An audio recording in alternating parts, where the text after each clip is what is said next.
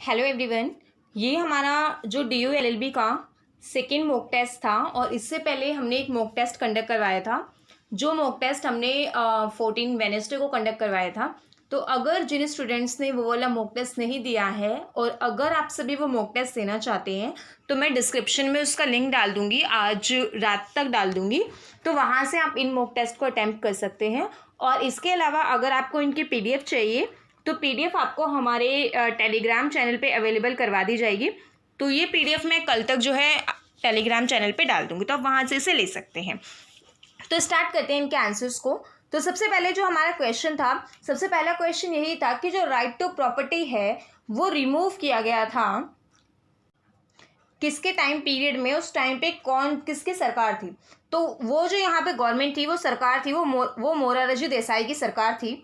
अब इसके अलावा हमारा नेक्स्ट क्वेश्चन था disobedience of any order judgement, और यानी कोर्ट की कोई भी डिसओबीडियंस करनी वो क्या कहलाता है। तो ये कंटेम्प्ट ऑफ कोर्ट है। आजकल अगर आप न्यूज़ से अपडेट हो तो आप देख रहे होंगे कंटेम्प्ट ऑफ कोर्ट के काफ़ी केसेस आते हैं। कंटेम्प्ट ऑफ कोर्ट जो है वो 2 टाइप्स के होते हैं, एक सिविल होता है और एक क्रिमिनल कंटेम्प्ट होता है।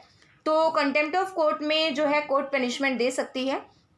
इसके अलावा हमारा नेक्स्ट क्वेश्चन था कि who headed the committee appointed by constituent assembly to finalise the fundamental rights of the Indian citizen.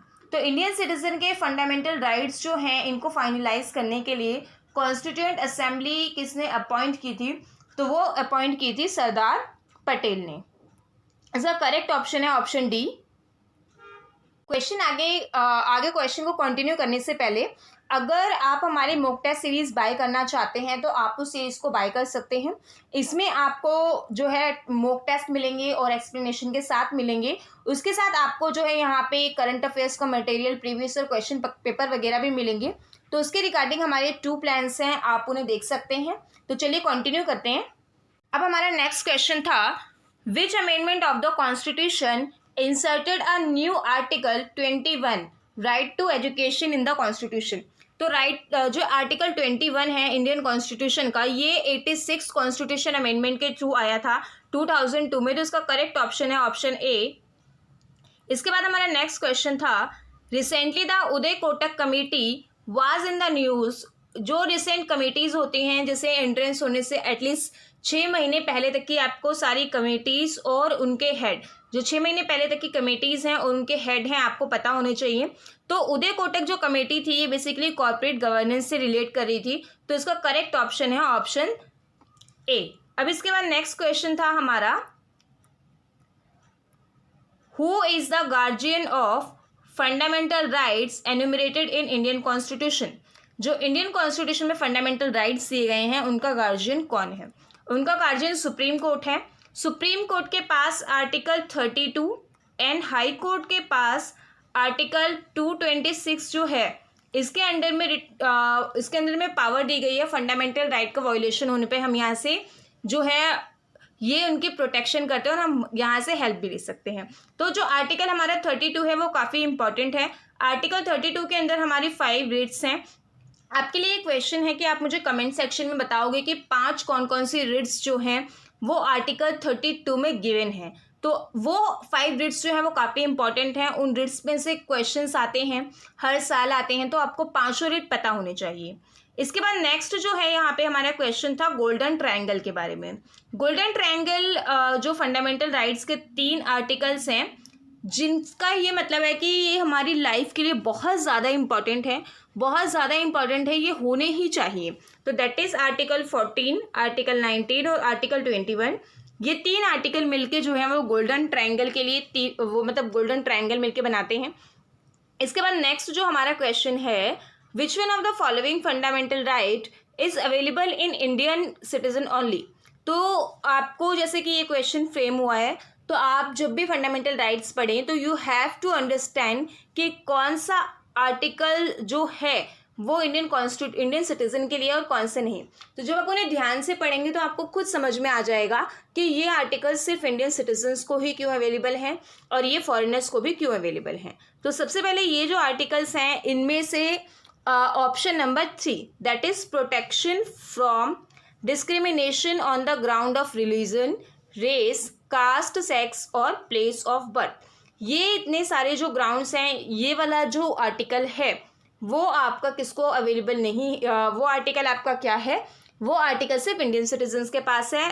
Equality before law, protection of life and personal liberty, freedom of religion, ये article जो है, ये 3 article non citizens को भी given है।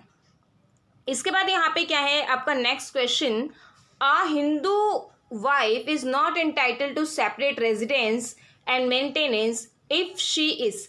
जो एक Hindu wife है उसका आप क्या कर सकते हो, उसमें वो जो है सेपरेट रेजिडेंस और मेंटेनेंस नहीं मांग सकती अगर क्या कंडीशन फुलफिल करे, अगर वो एनचेस्ट हो जाए, ceases to be Hindu by conversion, is living separately on her on violation. तो इसमें जो करेक्ट ऑप्शन है ऑप्शन डी है।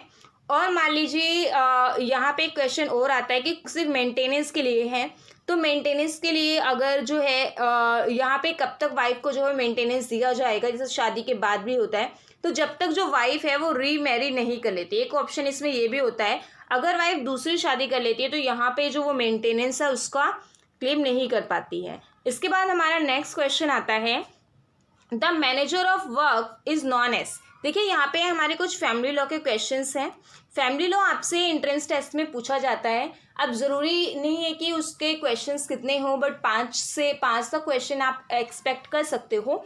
तो जैसे कि टॉट जो है वो अभी रिसेंटली 1-2 साल पहले टॉट के क्वेश्चन नहीं आए थे, लेकिन लास्ट ईयर जो है वो टॉट के कुछ क्वेश्चंस आए थे। तो आपके लिए सिर्फ ये छोटी सी बात ये है कि जो सिलेबस आपको जितने, जैसे कि कॉन्स्टिट्यूशन, जीके, करंट अफेयर्स जो भी है, क्वेश्चन अगर लिस्टेड है आपके सिलेबस में तो आप सारा पढ़िए, सिवाय आप मैथ्स को थोड़ा कम टाइम दे सकते हैं, इंग्लिश अगर आपकी अच्छी है तो आप कम टाइम दे सकते हैं, लेकिन आपको सिलेबस जो है वो कुछ छोड़ना नहीं है। क्योंकि DU LLB में जो क्वेश्चन गिवन है, क्वेश्चन का रेशियो फिक्स नहीं है कि कौन से सब्जेक्ट का कितना क्वेश्चन आएंगे। तो सिर्फ ये चीज़ क्लियर है कि 100 क्वेश्चन आएंगे, कौन से सब्जेक्ट के कितने आएंगे ये नहीं पता आपको। तो यहाँ पे जो मैनेजर ऑफ वक्फ है इज़ नॉन एज मुतावली, मुतावली कहा जाता है। तो ये क्वेश्चन काफ़ी बार एग्जाम में पूछा गया है। इसके बाद हमारा नेक्स्ट जो क्वेश्चन है, registration of marriage under Hindu marriage act. Hindu marriage act के अंदर जो रजिस्ट्रेशन है, ठीक है, ये रजिस्ट्रेशन जो क्या है ये ऑप्शनल है, ठीक है, ये मैंडेटरी नहीं है। ऐसा नहीं है कि अगर आपने रजिस्ट्रेशन नहीं कराया तो आपकी जो मैरिज है वो वॉइडेबल हो जाएगी या मानी नहीं जाएगी या वॉइड होगी। तो लेकिन ये क्या है, एक ऑप्शनल है, आपको करवाना चाहिए। इसके बाद नेक्स्ट क्वेश्चन है हमारा, any two people irrespective of their religion, caste, creed can solemnise a marriage commonly known as civil marriage. तो जो एक तो होती है इंटरकास्ट मैरिज, एक ये जो दूसरे रिलीजन में होती है, सबसे बहुत ज़्यादा जो आप देखते हो प्रैक्टिकल एग्जांपल, एक हिंदू और मुस्लिम की मैरिज, ये किसी और भी रिलीजन, खाली मुस्लिम भी नहीं, हिंदू और क्रिश्चियन की मैरिज, ये जो कुछ ऐसी मैरिजेस होती हैं जो स्पेशल मैरिज एक्ट में जो है वो गवर्न की जाती हैं। तो इसके अलावा इसके बाद जो हमारा नेक्स्ट क्वेश्चन है, प्रिंसिपल ऑफ माइनर प्रिंसिपल क्या है, marriage of minors under Hindu marriage act is not null and void. ठीक है, तो आप इसे प्रैक्टिकल लाइफ में भी देखते होंगे कि ज़रूरी नहीं है कि सभी मेजर लोग मैरिज करते हैं। तो यहाँ पे किसी किसी सोसाइटी में, किसी किसी एरिया में, तो यहाँ पे आपको देखने को मिला होगा आप लोगों को भी कि कुछ जो माइनर होते हैं उनकी भी शादी हो जाती है, किसी किसी कम्युनिटी में करवाते हैं। तो वो शादी जो है वो कभी भी नल एंड वॉइड नहीं होती है, वो शादी वैलिड ही रहती है। बट जो है एट द ऑप्शन ऑफ जो वाइफ है, अगर वो माइनर है उसके ऑप्शन पे वो मैरिज जो है वो यहाँ पे वॉइडेबल हो सकती है। तो अब इसके फैक्ट क्या कह रहे हैं, फैक्ट कह रहे हैं, a petition is filed by wife claiming maintenance from her husband in 1989 the husband opposed the claim on the ground that at the time of marriage the wife was 5 years of age and he himself was 10 years old. The marriage was illegal.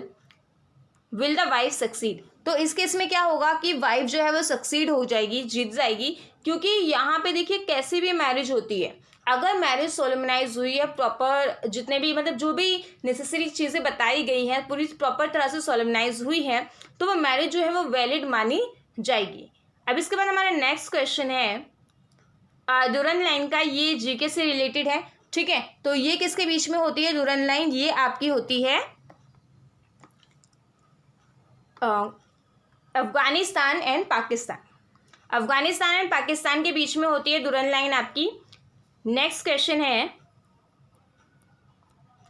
Which one of the following rate is issue in case of illegal detention. Illegal detention के पे कौन सी writ issue की जाती है? हबियस corpus की। यहाँ पे आपको कुछ रिट दिख रही हैं, मैंने आपसे पूछा था आपको 5 रिट बतानी है, तो आपको इसके बाद अब यानी एक रिट ही ढूंढनी पड़ेगी। चलिए देखते हैं। नेक्स्ट क्वेश्चन था what is the power of the Rajya Sabha with regard to a money bill. Money bill के रिगार्डिंग राज्यसभा के पास कौन सी पावर है?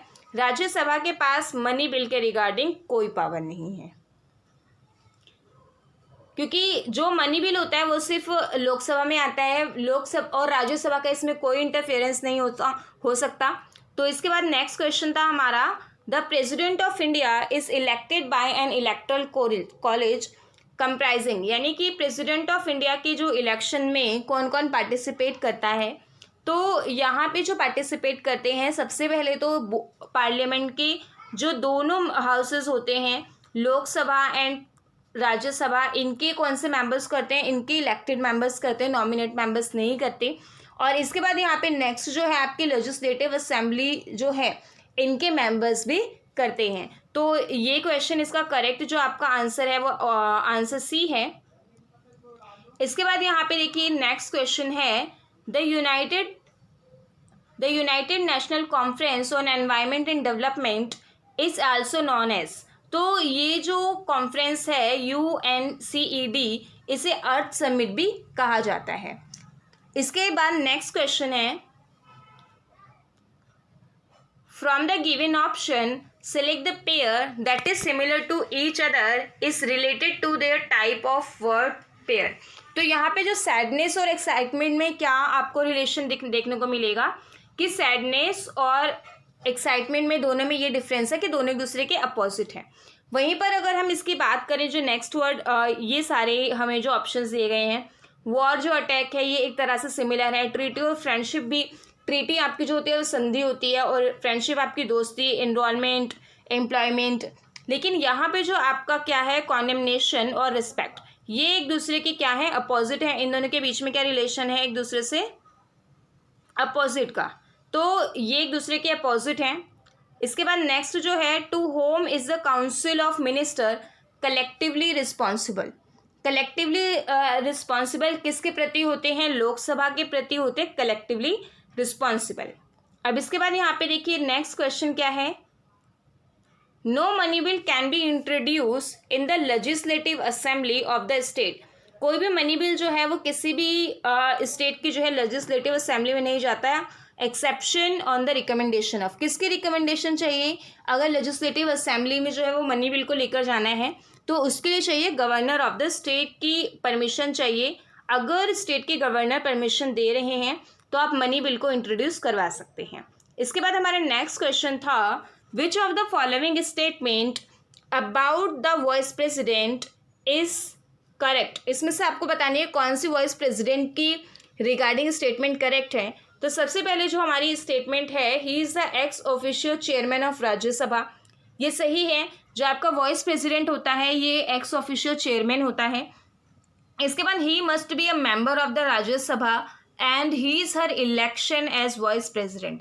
तो ये एक क्या है कि ये स्टेटमेंट करेक्ट नहीं है, ऐसा ज़रूरी नहीं है कि उससे मेंबर होना चाहिए। इसके बाद नेक्स्ट क्या है he is elected by A member of both the house of parliament and state legislative assembly. तो इसमें स्टेट लेजिस्लेटिव असेंबली का कोई रोल नहीं होता, both the members of parliament ये होता है। तो ये ऑप्शन गलत है। अब इसके बाद नेक्स्ट जो आपको ऑप्शन है वो क्या है कि if the president give resign and dies the vice president officiate as president for not more than 6 month. अगर प्रेसिडेंट की अनुपस्थिति में, इसकी एब्सेंस में प्रेसिडेंट नहीं है तो वाइस प्रेसिडेंट काम करेगा। वाइस प्रेसिडेंट जो है वो कब तक काम करेगा? सिर्फ 6 महीने तक, 6 महीने से ज़्यादा नहीं, ठीक है। तो यहाँ पे अब इतने सारे जो ये वाला बिल्कुल सही है। अब देखिए फर्स्ट और हमारा कौन सा सही है, फर्स्ट और फोर्थ सही है, तो हमारा करेक्ट ऑप्शन हो गया ऑप्शन ए। इसके बाद हम नेक्स्ट में जाएंगे। The Comptroller and Auditor General of India is appointed by, तो यहाँ पे जो कैग है, CAG कैग, ये इसको तो रेफर करते हैं और ये अपॉइंट किए जाते हैं प्राइम मिनिस्टर ऑफ इंडिया के through. Prime minister of India जो है इनको क्या करते हैं, अपॉइंट करते हैं। इसके बाद हमारा नेक्स्ट क्वेश्चन देखिए, सेबी की आपको फुल फॉर्म बतानी है। सेबी की फुल फॉर्म है यहाँ पे security and exchange board of India. तो सेबी का जो हेडक्वार्टर है, ये आप मुझे कमेंट सेक्शन में बताइए कि सेबी का हेडक्वार्टर कहाँ है। आप देखेंगे तो ये सेबी के हेडक्वार्टर पे आई थिंक प्रीवियस क्वेश्चन भी आया था, तो आप मुझे कमेंट सेक्शन में बताइए कि कहाँ पर है इसका हेडक्वार्टर। इसके बाद नेक्स्ट क्वेश्चन हम देखेंगे, the essential ingredients of crimes are, crimes की जो इसेंशियल इंग्रेडिएंट्स है वो कौन कौन से हैं। क्राइम के देखिए 2 इसेंशियल इंग्रेडिएंट हैं, एक तो एक्टस रिया, दूसरा मेंस रिया। अब यहाँ पे मैं बाकी ऑप्शन को थोड़ा कंसीडर करना चाहूँगी कि यहाँ पे मोटिव वर्ड लिखा है, तो देखिए मोटिव क्या होता है, मोटिव एक ऐसा मोटिव आप किसी का डिसाइड नहीं कर सकते, ये एक्ट से चीज़ें पता चलती हैं। तो मोटिव जब आप डिसाइड नहीं कर सकते तो यहाँ पे आप उसको पनिशेबल भी नहीं ठहरा सकते। अब यहाँ पे इंटेंशन की बात की गई है। इंटेंशन देखिए, इंटेंशन हो सकता है मेरी अभी हो कि मैं ए हूँ और मैं बी को मारना चाहती हूँ, मेरे मन में ये बहुत टाइम से इंटेंशन है, लेकिन मैंने कुछ एक्ट नहीं किया, कुछ भी एक्ट नहीं किया, कभी अटेम्प्ट भी नहीं किया, कुछ नहीं किया, तो उस इंटेंशन के बेसिस पे आप किसी को जो है वो सज़ा नहीं दे सकते हो। तो ये इंग्रेडिएंट नहीं है। इसके बाद नॉलेज होना, नॉलेज तो सबको कितनी ज़्यादा होती है, लेकिन नॉलेज से कोई फ़र्क नहीं पड़ता। नॉलेज यहाँ पे आपके जो है ऑफेंस को इतना ज़्यादा इफेक्ट नहीं करती है, ये इसेंशियल इंग्रेडिएंट नहीं है। तो इसके इसेंशियल इंग्रेडिएंट है एक्टस रिया और मेंस रिया। अब इसके बाद नेक्स्ट जो हमारा क्वेश्चन है, रविंद्रन कमेटी जो रिसेंटली न्यूज़ में थी, तो रविंद्रन कमेटी किससे रिलेट करती है। रविंद्रन कमेटी इन्वेस्टिगेशन के लिए बनाई गई थी, जो पैगासस स्पाईवेयर हुआ था, उसमें जो सर्विलेंस यूज़ हुई थी, जो जिसकी निगरानी में था, तो उन पे एक क्या हुए थे, जो सभी एलिगेशंस चल रहे थे, इन सभी को देखने के लिए बनाई गई थी। Investigate allegations of surveillance using the Pegasus spyware. अब इसके बाद देखिए नेक्स्ट जो हमारा क्वेश्चन है, who preside over joint session of parliament. Parliament का जॉइंट सेशन जो है वो कौन प्रिसाइड करवाता है, वो स्पीकर ऑफ लोकसभा करवाता है। अगर स्पीकर नहीं है तो डिप्यूटी स्पीकर। ऑब्वियसली यहाँ पे जो है हर किसी के एब्सेंस में कौन काम करेगा वो हमारे इंडियन कॉन्स्टिट्यूशन में मेंशन है। तो जैसे कि यहाँ पे अगर प्रेसिडेंट नहीं है तो वाइस प्रेसिडेंट करेंगे उनकी जगह पे काम। अब देखिए नेक्स्ट क्वेश्चन क्या है, who among the following can be removed by impeachment process. Impeachment जो प्रोसेस है उससे किसको जो है वो क्या किया जा सकता है, रिमूव किया जा सकता है इन ऑप्शंस में से। तो वो कैग को रिमूव किया जा सकता है। जो हमारे देश के प्रेसिडेंट होते हैं उन्हें भी जो है रिमूव करने के लिए आपको क्या चाहिए, आपको इम्पीचमेंट प्रोसेस यूज़ करना होता है। इसके बाद नेक्स्ट क्वेश्चन देखिए, child labour is prohibited by which article of the constitution upon the age of 14। ठीक है, तो चाइल्ड जो आपका क्या है, चाइल्ड लेबर है, ये आर्टिकल 24 में गिवन है। आर्टिकल 24, आर्टिकल 23 ये दोनों ही जो है किससे, एक्सप्लॉयटेशन से डील करते हैं, ह्यूमन ट्रैफिकिंग वगैरह से। तो 23 में ह्यूमन ट्रैफिकिंग है और 24 में आपकी क्या है, चाइल्ड लेबर है। इसके बाद हम नेक्स्ट क्वेश्चन पे चलते हैं। नेक्स्ट क्वेश्चन हमारा लीगल मैक्सिम से डील करता है, इग्नोरेशिया ज्यूरिस्ट नॉन एक्सक्यूजेट मीनिंग। तो ये काफ़ी बार रिपीट होता है, इग्नोरेशिया ज्यूरिस एक्सक्यूजेट, यहाँ से नॉन हटा दिया जाता है। तो नॉन का रियल मतलब है नॉट। ठीक है, तो इग्नोरेशिया ज्यूरिस नॉन एक्सक्यूजेट, इसका मतलब है ignorance of law is not excuse. तो यहाँ पे जब भी आप इन लीगल मैक्सिम्स को करें, प्रैक्टिस करें, तो उनको रट्टा मारने के बजाय उनके वो जो है उनके रूट वर्ड आप देखिए और उनको ब्रेक करके समझने की कोशिश कीजिए, तो आपको वो अच्छे से याद रहेंगे। अब इसके बाद नेक्स्ट जो हमारा क्वेश्चन है, एक्यूज्ड का मतलब क्या है। देखिए अक्यूज्ड का क्या मतलब होता है, एक पर्सन जिसपे क्राइम करने का आपको क्या है, शक है, सस्पेक्टेड है वो पर्सन। ठीक है, अगर वही पर्सन जो है उस पे उसके केस में डिसीजन आ जाता है, ठीक है, डिसीजन आने के बाद ये होती है उसको सज़ा होती है या कोर्ट ये मानता है कि इसने क्या किया है, ऑफेंस किया है, ठीक है, इसने जब ऑफेंस किया है तो यहाँ पे उसको सज़ा देती है, तो इसका मतलब क्या है, वो कन्विक्ट हो गया। कन्विक्ट हो गया मतलब कि उसने ऑफेंस किया है, जिस पर्सन ने ऑफेंस किया है। इसके बाद हमारा नेक्स्ट क्वेश्चन था, इंफॉर्मेशन टेक्नोलॉजी एक्ट नहीं है, ये एक्ट है। इंफॉर्मेशन टेक्नोलॉजी एक्ट जो है कब फोर्स में आया था, वो 2002 में फोर्स में आया था। नेक्स्ट क्वेश्चन देखिए, विच of the following cases recently the Supreme court has upheld the constitutional validity of the criminal statutes in offence against the order of nature. ठीक है, तो ये जो है सुरेश कुमार कौशल के केस में कहा गया था। यहाँ पे विजिबल है कि जिसमें क्या बोला था, सुप्रीम कोर्ट ने जो कॉन्स्टिट्यूशनल वैलिडिटी है, जो क्रिमिनल स्टैट्यूट्स होते हैं उसको वैलिड ठहराया था, यहाँ पे उसको अपहेल्ड किया था। तो जिसमें कहा गया था कि जो नेचर के अगेंस्ट, जो नेचर जो है उसके अगेंस्ट जो भी ऑफेंसेस होते हैं उनको देखा गया था, क्रिमिनल स्टैट्यूट्स में उसको डाल दिया गया था। अब इसके बाद नेक्स्ट क्वेश्चन जो था वो हमारा ये है कि किडनैपिंग के लिए जो पर्सन किडनैप हुआ है उसकी एज क्या होनी चाहिए। देखिए इसमें दो क्वेश्चन आते हैं कई बार आपको कंफ्यूज करने के लिए, कि ए ने मान लो बी को किडनैप किया, तो एक क्वेश्चन में वो आपसे बी की एज पूछेगा कितनी होनी चाहिए, ठीक है, किडनैपिंग के लिए, और दूसरे में अगर वो ए की पूछ ले, तो जो बंदा किडनैप कर रहा है, जो पर्सन किडनैप कर रहा है, यानी ए ने बी को किडनैप किया, तो ए की एज कितनी भी हो हमें इससे कोई फ़र्क नहीं पड़ेगा। हम जो है वो किसकी एज को कंसिडर करेंगे किडनैपिंग और अबडक्शन देखने के लिए, वो बी की। अब देखिए जैसे कि इसमें करेक्ट ऑप्शन जो है आपका ऑप्शन डी है। यहाँ पे जो 16 साल से छोटा लड़का है और अगर 18 साल से छोटी लड़की है तो यहाँ पे हम उसे किडनैपिंग कंसिडर करेंगे, और अगर उससे ज़्यादा एज हो जाएगी तो हम उसे अबडक्शन करेंगे, अबडक्शन में उसको इंक्लूड कर देंगे। इसके बाद हमारा नेक्स्ट क्वेश्चन देखिए, Mr A publish a statement that Mrs X had given birth to a child, ठीक है, but Mr X married only a month before it is, ठीक है, तो मिस्टर ए ने इस तरह की स्टेटमेंट जो है वो पब्लिश की है, तो ये क्या है मिसेस ए के अगेंस्ट, तो ये एक तरह से डिफेमेशन है। डिफेमेशन के तरीके दो दिए गए हैं, लाइबल और स्लैंडर, और इसके बाद यहाँ पे एक टर्म है इन्यूंडो, ये दोनों डिफेमेशन से रिलेटेड हैं, और इस क्वेश्चन का सही आंसर है लाइबल।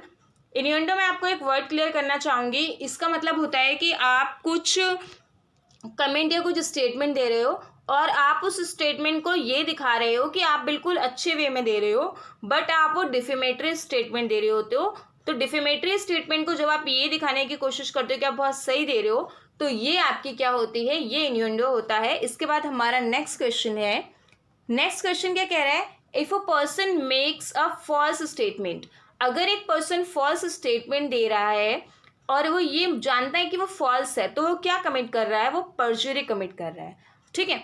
और इसके साथ एक वर्ड है फॉर्जरी, ये जो वर्ड है इसका मतलब होता है कि आप कोर्ट में गलत डॉक्यूमेंट दे रहे हो, फॉल्स डॉक्यूमेंट दिखा रहे हो, तो इसका मतलब ये होता है।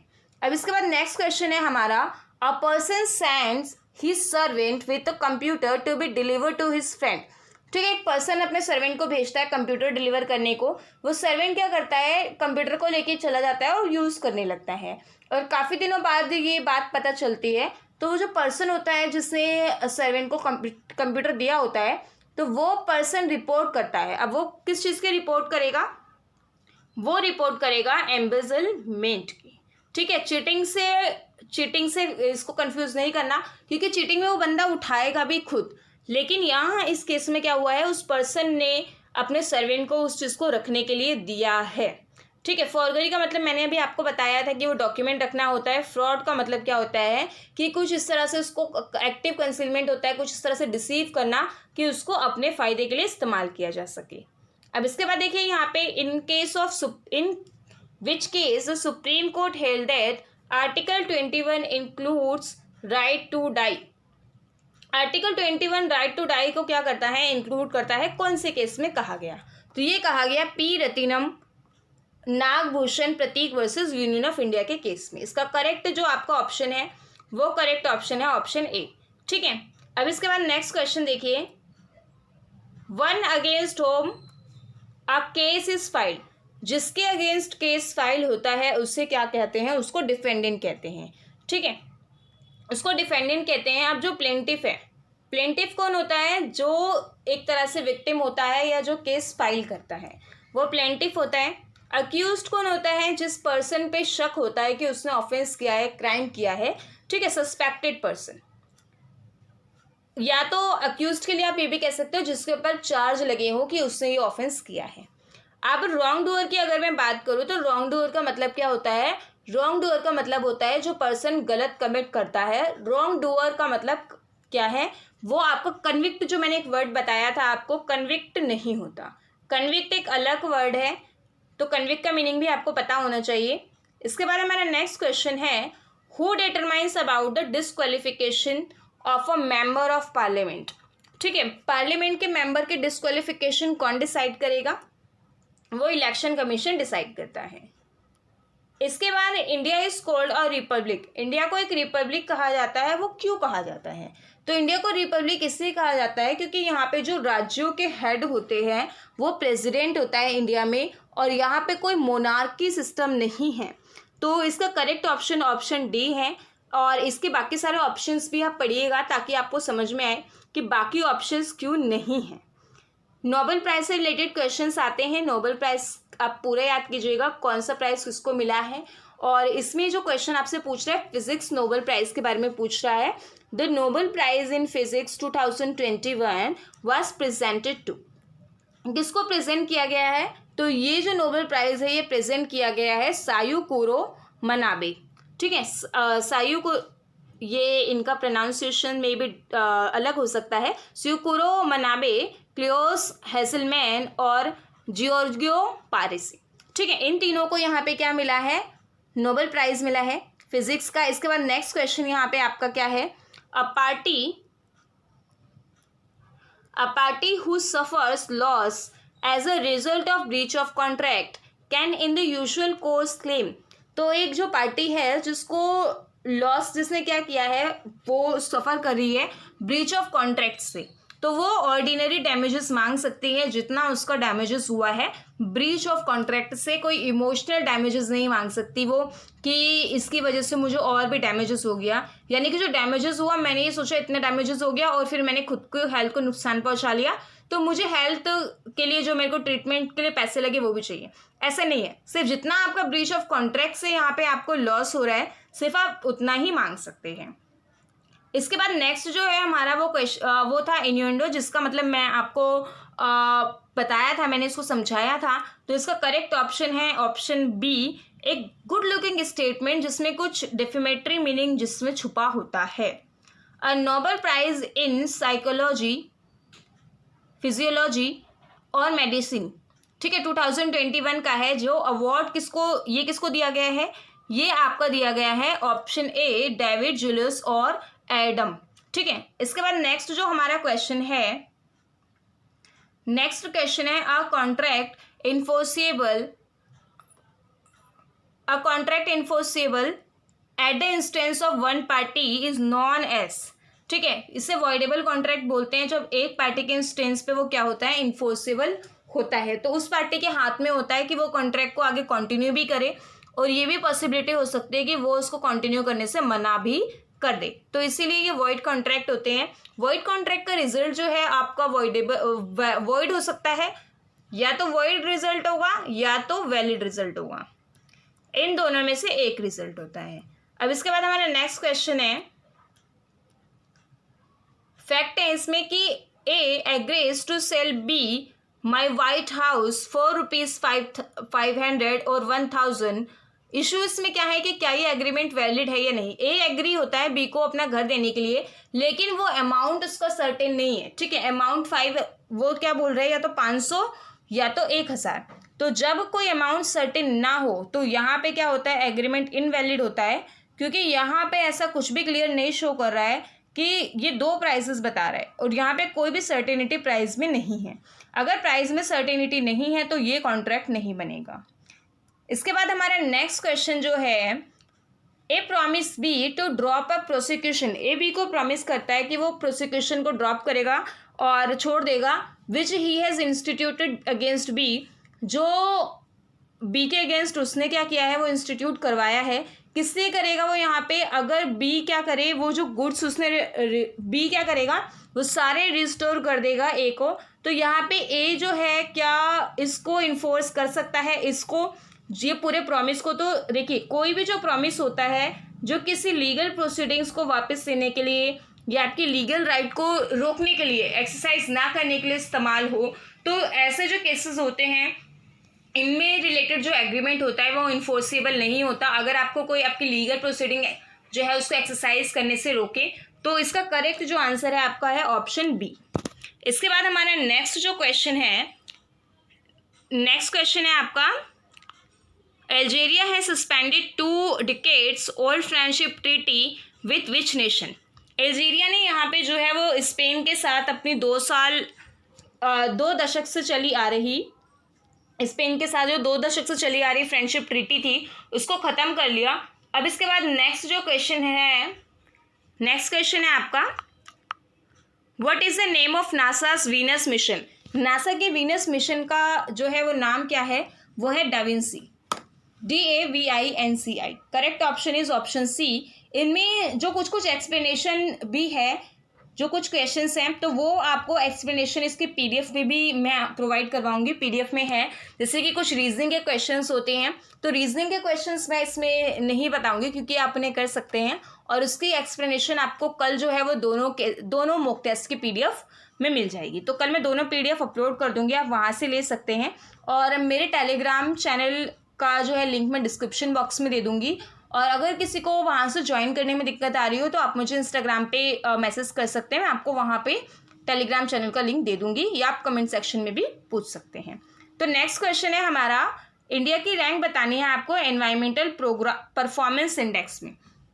तो एनवायरमेंटल जो परफॉर्मेंस इंडेक्स है 2022 का, उसमें 180 इंडिया की रैंक आई है। और यहाँ पे अगर मैं इंडिया के स्कोर की बात करूँ तो यहाँ पे 18.9 स्कोर है यहाँ का, जो कि काफ़ी लोवेस्ट स्कोर है यहाँ पे। और ये लोवेस्ट स्कोर के साथ इंडिया की रैंकिंग भी यहाँ पे सबसे लोवेस्ट आई है, क्योंकि यहाँ पे अराउंड 180 कंट्रीज़ ही थी। तो इसके बाद यहाँ पे हमारा नेक्स्ट जो क्वेश्चन है वो है fearless governance book. Fearless governance book जो है इसकी किसने लिखी है, ठीक है। तो ये बुक जो है वो किरण बेदी जी ने लिखी है। तो ये जो बुक है इन्होंने जून 2022 में इनकी ये बुक जो है वो रिलीज हुई है। अब इसके बाद नेक्स्ट क्वेश्चन जो है आपका, who has become India's first weight lifter to win a gold at IWF youth world championship. तो IWF यूथ वर्ल्ड जो चैम्पियनशिप है इंडिया में फर्स्ट जो है वो है Guru Naidu Sanapathi. Correct option is option A, ये यहाँ पे गोल्ड लेकर आए हैं, ठीक है। अब इसके बाद नेक्स्ट जो क्वेश्चन है, who among the following has become the joint 5th highest goal scorer, ठीक है, in international football history. Indian international football history में यहाँ पे कौन है, यहाँ पे सुनील छेत्री हैं, जिन्होंने काफ़ी ज़्यादा यहाँ पे 5th हाईएस्ट जो है वो गोल स्कोरर बने हैं इंटरनेशनल फुटबॉल हिस्ट्री में। Correct option is option A, Sunil Chhetri. Which country has propose to plan to launch a solar power plant in space. Solar power plant space में जो है वो क्या है, एक प्लान जो है वो लॉन्च करने, किस कंट्री ने लॉन्च किया है, यहाँ पे वो चाइना है। Next question is, Peter Seelaar has announced his retirement from international cricket due to persistent back injury. He was the captain of which nation's cricket team. तो यहाँ पे जो पीटर सिलार हैं, पीटर सिलार ये नीदरलैंड के कौन हैं, ये नीदरलैंड के कैप्टन हैं, नीदरलैंड क्रिकेट टीम के कैप्टन हैं। इसके बाद नेक्स्ट जो क्वेश्चन है, which country has found the largest fresh water fish. Largest fresh water जो फिश है वो आपको कंबोडिया के जो गांव में है वहाँ पे पकड़ी गई है, और इसका जो वेट है अराउंड 300 किलो तक जो है वो नापा गया है, 300 किलो तक जो है वो वेट किया गया है। अब इसके बाद नेक्स्ट जो क्वेश्चन है, कंबोडिया इसका करेक्ट आंसर है। Which country become India's largest trading partner. Financial year 2021 to 2020 में सबसे बड़ा जो ट्रेड इंडिया ने किया है वो यूएसए के साथ किया है। Correct option is option C है। तो ये सबसे बड़ी ट्रेड पार्टनर जो है वो कंट्री बन गई है। और इसमें सबसे बेहतर, सबसे ज़्यादा जो देखा गया वो union ministry of commerce and industry ने लेटेस्ट डाटा जो है वो रिलीज किया था। इसके बाद नेक्स्ट क्वेश्चन है, which country's coalition government, next question है हमारा, which country's coalition government has decided to dissolve the parliament. तो यहाँ पे कौन सी जो कंट्री ने पार्लियामेंट डिसॉल्व करने का डिसीजन लिया था, जून 2022 की बात है ये। तो ये यहाँ पे न्यू इलेक्शंस हुए थे जिसकी वजह से इस कंट्री का नाम है यहाँ पे इजराइल। इजराइल ने क्या किया है, पार्लियामेंट को डिसॉल्व किया है, डिसाइड किया है इसका। अब इसके बाद नेक्स्ट क्वेश्चन है, who has developed India's first body suit for yoga in space. तो स्पेस में जो है वो फर्स्ट बॉडी सूट योगा के लिए कौन सी इंडिया में किसने डेवलप किया है, वो एम्स दिल्ली ने किया है। Which nation has abolished mandatory death penalty. Mandatory death penalty जो है यहाँ पे वो कौन सी कंट्री ने क्या कर दी है, पूरी तरह से मलेशिया ने एबॉलिश कर दी है। ठीक है, अब इसके बाद नेक्स्ट क्वेश्चन है आपका, which Indian state has been rank at the first position in Asia's global startup ecosystem. ठीक है, इसका करेक्ट जो आपका आंसर है वो है केरला। केरला ने फर्स्ट पोजीशन जो है वो होल्ड की है एशिया की ग्लोबल स्टार्टअप इकोसिस्टम रिपोर्ट में 2022 की है।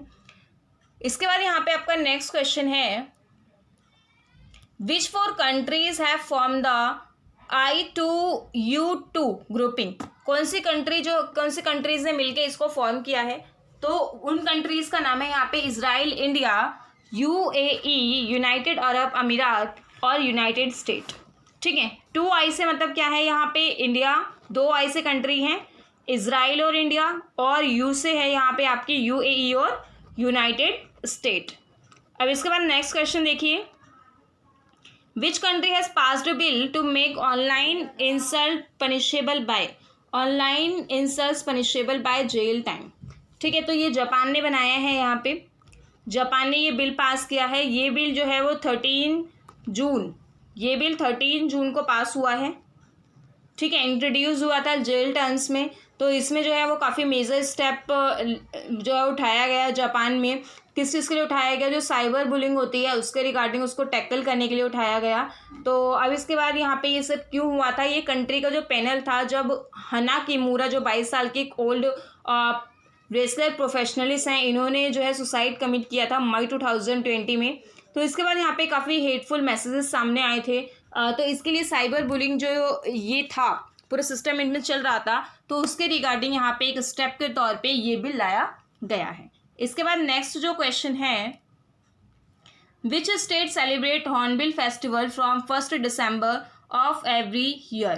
तो 1 दिसंबर को नागालैंड में हॉर्नबिल फेस्टिवल जो है वो मनाया जाता है। इसके बाद नेक्स्ट क्वेश्चन है, इंटरनेशनल योगा दिवस की थीम बतानी है आपको। तो इंटरनेशनल योगा दिवस की जो थीम है वो उसका नाम है योगा फॉर ह्यूमैनिटी। आप मुझे कमेंट सेक्शन में बताइए कि इंटरनेशनल योगा दिवस कब मनाया जाता है। इसके बाद नेक्स्ट क्वेश्चन है, which novel has become the first Hindi novel to win international Booker prize. कौन सी नॉवल को इंटरनेशनल बुकर प्राइज जो है वो मिला है, तो वो मिला है यहाँ पे टॉम ऑफ सैंड को। तो टॉम ऑफ सैंड जो है वो गीतांजलि श्री की बुक है। तो वो पहली ऐसी हिंदी नॉवल बनी है जिसे इंटरनेशनल बुकर प्राइज मिला है, और इसके राइटर का नाम भी इम्पोर्टेंट है। इंटरनेशनल एंटी करप्शन डे कब मनाया जाता है। इंटरनेशनल एंटी करप्शन डे जो है वो आपका 9 दिसंबर को मनाया जाता है। Which among the following country has officially change it's name. कौन सी कंट्री ने अपना ऑफिशियली जो है वो नेम चेंज किया है, वो है टर्की ने। तुर्की ने जो है अपने नाम की स्पेलिंग, अपनी कंट्री के नाम की स्पेलिंग खाली चेंज की है, TURKIYE। बस यहाँ पे क्या कर दिया है उन्होंने, लास्ट के 2 अल्फ़ाबेट्स में चेंज कर दिए हैं। इसके बाद नेक्स्ट क्वेश्चन है आपका, who has become Indian आर्मीज first women combat pilot. ठीक है। इंडियन आर्मी की फर्स्ट जो है वो कॉम्बैट विमेन कॉम्बैट पायलट कौन बनी है? वो अभिलाषा बारक बनी है। Correct option is option D. इसके बाद यहाँ पे नेक्स्ट क्वेश्चन है, IPC Indian penal code was drafted by. Indian penal code कब ड्राफ्ट हुआ था और किसने किया था? इंडियन पिनल कोड किसने ड्राफ्ट किया था? लॉर्ड मैकॉले ने। इसके बाद नेक्स्ट क्वेश्चन देखिए, नेक्स्ट क्वेश्चन था हमारा, a police officer is directed by the court to arrest B, he arrest C after reasonable inquiry believing C to be B. ठीक है, यहाँ पे एक पुलिस ऑफिसर को अरेस्ट करना होता है बी को, बट वो ये प्रिज्यूम करता है सी को कि सी ही बी है, तो वो सी को अरेस्ट कर लेता है। तो ऐसे केस में जो है ए पे क्या हो गया, ए ने कोई ऑफेंस नहीं किया क्योंकि उसने गुड फेथ में जो है सी को अरेस्ट किया और ये मानते हुए सी को अरेस्ट किया कि सी जो है वो बी है। नेक्स्ट क्वेश्चन देखिए,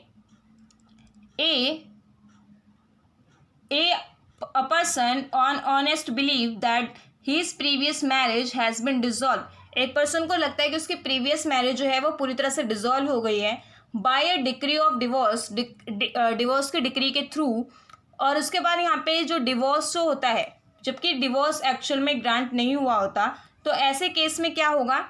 ऐसे केस में क्या हो सकता है कि वो जो पर्सन है वो इग्नोरेंस ऑफ फैक्ट के प्लीड नहीं कर सकता, ही शैल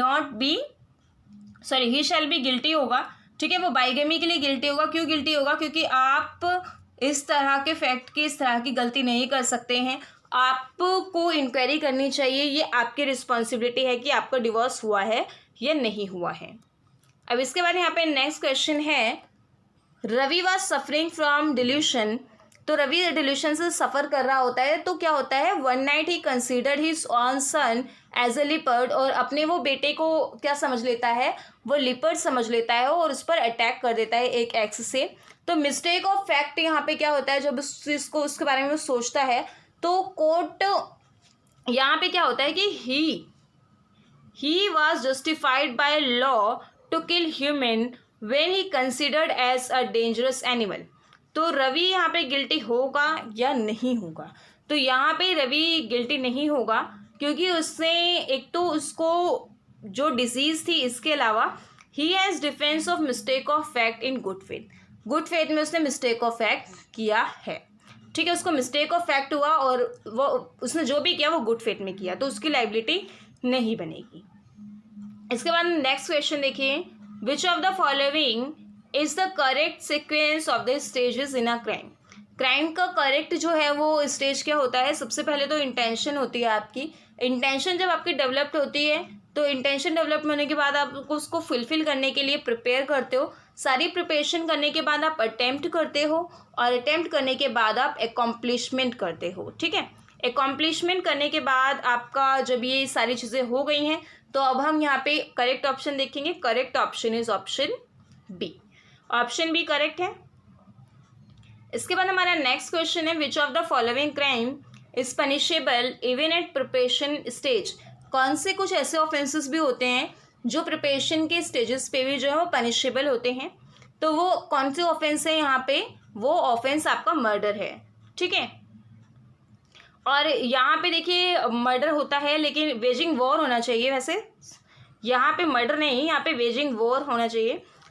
वेजिंग वॉर है इसका आंसर। यहाँ पे मर्डर में तो ऑब्वियसली प्रिपरेशन में नहीं होता है, क्योंकि मान लो मैंने चक्कू खरीदा है और मैं मर्डर ना करके उस वेजिटेबल्स कट करूँ, तो आप ये डिसाइड नहीं कर सकते कि मैंने उस चक्कू को, उस नाइफ को किस पर्पज़ से ख़रीदा है।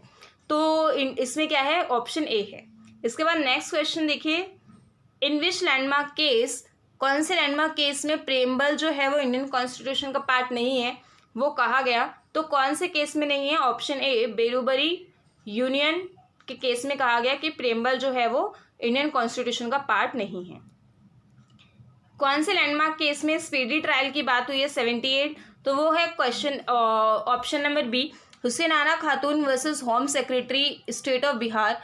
इस केस में कहा गया, इस केस में स्पीडी ट्रायल की बात कही गई, जो कि एक फंडामेंटल राइट में ही इंक्लूड किया जाता है। इसके बाद का क्वेश्चन काफ़ी इंटरेस्टिंग है कि जो आपका नार्को एनालिसिस पॉलीग्राफ टेस्ट है वो बिना कंसेंट के प्रोहिबिट है या नहीं है? तो क्या वो कुछ ही केसेस में प्रोहिबिट है या मतलब कि सभी केसेस में। तो सबसे पहले टेस्ट क्या होता है, इस टेस्ट में जो आपका अक्यूज्ड पर्सन होता है उसमें जो मशीन होती है उस पर बिठाया जाता है, उसको उस चेयर पे बिठाया जाता है, जिसमें बैठने के बाद जो पर्सन है वो बिल्कुल सच बोलता है।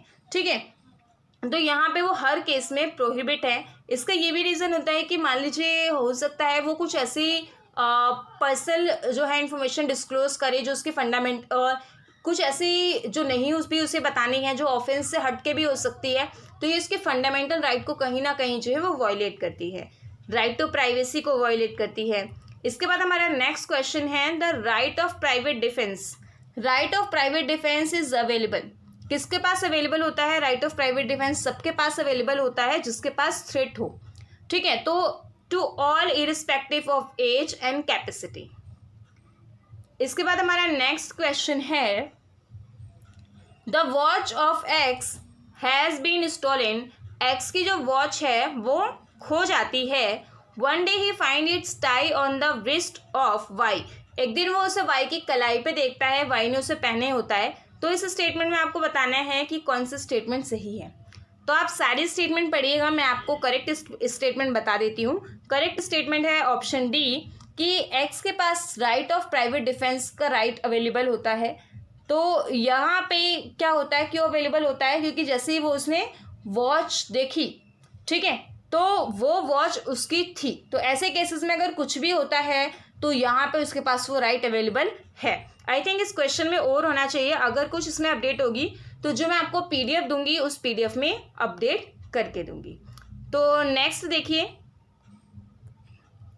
नेक्स्ट क्वेश्चन है यहाँ पे right of private defence is not available.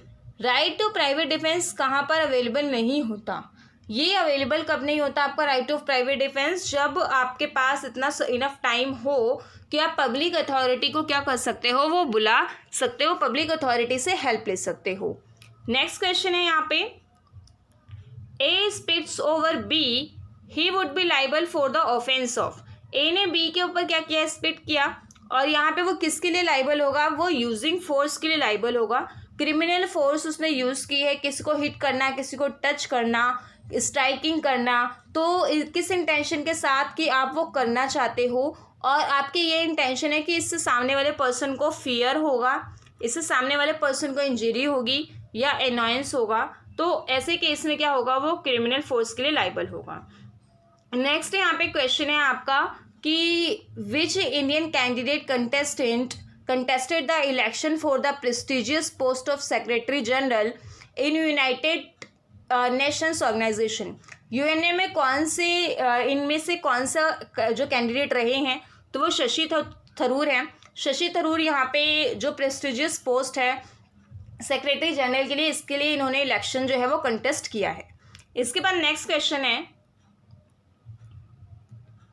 International court of justice is one of the principal organ of the United Nation. ये क्या ये स्टेटमेंट सही है या नहीं है? तो ये स्टेटमेंट जो है आप देखिए, इंटरनेशनल कोर्ट ऑफ जस्टिस क्या ये एक प्रिंसिपल ऑर्गन है या नहीं है? आईसीजे। आप इसका आंसर मुझे कमेंट सेक्शन में ही बताएंगे। नेक्स्ट क्वेश्चन देखते हैं। नेक्स्ट क्वेश्चन है यहाँ पे veto power in the United Nations is exercise by. तो जो वीटो पावर है यूनाइटेड नेशंस की, वो किसके थ्रू एक्सरसाइज की जाती है? तो permanent member of the security council, जो सिक्योरिटी काउंसिल के परमानेंट मेंबर्स हैं उनके थ्रू ही क्या की जाती है, वो एक्सरसाइज की जाती है। नेक्स्ट क्वेश्चन देखिए, विच of the following is not included with in the meaning of intellectual property. तो इसमें से कौन सी जो है इंटेलेक्चुअल प्रॉपर्टी में इंक्लूडेड नहीं है? इंटेलेक्चुअल प्रॉपर्टी से रिलेटेड क्वेश्चंस बहुत आते हैं, बहुत इन द सेंस कि वो जितना छोटा है उससे 5-6 क्वेश्चन आप एक्सपेक्ट कर सकते हो। तो इसका करेक्ट ऑप्शन है आपका option D, property of an intellectual. ये कोई इंटेलेक्चुअल प्रॉपर्टी नहीं है, पेटेंट है, कॉपीराइट है, ट्रेडमार्क है, लेकिन ये नहीं है। Which of the following most closely describe the act of downloading Bollywood film song for free from website over the internet. तो ये क्या है? सॉरी, ये क्वेश्चन विजिबल नहीं था, ये रहा क्वेश्चन। ये क्वेश्चन है which of the following most closely describe the act of downloading Bollywood films songs for free from website over internet, ये क्या है? Violation of intellectual property right है। नेक्स्ट क्वेश्चन आपका क्या है? नेक्स्ट क्वेश्चन है आपका द कंट्रोवर्सी किसके regarding basmati rice, controversy regarding basmati rice and name to United State based firm is an example of, किस चीज़ का एग्जाम्पल है ये? बायोपायरेसी, ये काफ़ी इंपॉर्टेंट क्वेश्चन है, बायोपायरेसी। इसके अलावा आपको इनका भी मीनिंग पता होना चाहिए जो रिमेनिंग ऑप्शन है। इंटेलेक्चुअल प्रॉपर्टी राइट आप छोड़िएगा नहीं, क्योंकि इसमें आप काफ़ी कम टाइम में अच्छे से स्कोर कर सकते हैं गाइस। इसके अलावा जो आपके क्वेश्चंस थे ना, ये क्वेश्चंस आपके इजी क्वेश्चंस थे, इनको मैं यहाँ डिस्कस नहीं करूँगी। मैं इनको करेक्ट आंसर आपको फटाफट बता देती हूँ। देखिए इसमें पहला क्वेश्चन क्या था कि एंटोनिम्स बताना है आपको अक्यूज्ड का। अक्यूज्ड का जो एंटोनिम्स है वो ऑप्शन ए है एक्सोनरेट। इसके बाद यहाँ पे आपका नेक्स्ट जो था डिसिक्ट का एंटोनिम्स वो ऑनेस्टली है। इसके बाद नेक्स्ट जो एंटोनिम्स आपको साइनोनिम्स बताना है, साइनोनिम्स आप किसका बताओगे? प्रोवोक का। प्रोवोक का जो साइनोनिम्स है वो इंस्टिगेट है, इंस्टिगेट करना। इंटरप्रेट, इंटरप्रेट मतलब एक्सप्लेन करना, तो इसका साइनोनिम्स क्या है? एक्सप्लेन। इसके बाद नेक्स्ट जो आपका क्वेश्चन है, he was in no feeling to listen the reason. अब इसके बाद यहाँ पे वैसे मूड होना चाहिए, he was in no mood to listen to reason, but इसमें आप करेक्ट ऑप्शन डी लगाइएगा। इसके बाद नेक्स्ट क्वेश्चन है uniform civil code stand for. Uniform civil code जो है इंडियन कॉन्स्टिट्यूशन में directive principle of state policy में मेंशन है, और ये आर्टिकल जो है वो 44 में गिवन है। अब इसके बाद यूनिफॉर्म सिविल कोड का मतलब यहाँ पे क्या होता है कि uniform family law for all religious groups, जितने रिलीजियस ग्रुप हैं उनके लिए। इसके बाद ये मैथ्स के क्वेश्चन है, ये आप सॉल्व कीजिएगा, इनका सोल्यूशन आपको PDF में मिलेगा। ये भी, ये सारे आपके क्वेश्चंस हैं। सो ये मॉक टेस्ट आई होप आपका अच्छा रहा होगा। इसके रिगार्डिंग आपके कोई भी डाउट, कोई क्वेरी हो तो आप कमेंट सेक्शन में पूछ सकते हैं। और आपके लिए ये अगेन इन्फॉर्मेशन है कि हो सकता है हम आने वाले अभी इस वीक में, अपकमिंग वीक में जो हमारे मॉक टेस्ट हैं उसमें आपके 3 प्लान्स हैं बेसिकली, तो 2-3 जो प्लान्स हैं उसमें हम कुछ डिस्काउंट ला सकते हैं। तो यहाँ पे अगर आप उसके लिए इंटरेस्टेड हो तो आप जल्द से जल्द यहाँ पे जो आपको जिसका पोस्ट होता है उसमें गिवन नंबर है, आप वहाँ से कांटेक्ट कर सकते हो। Thank you.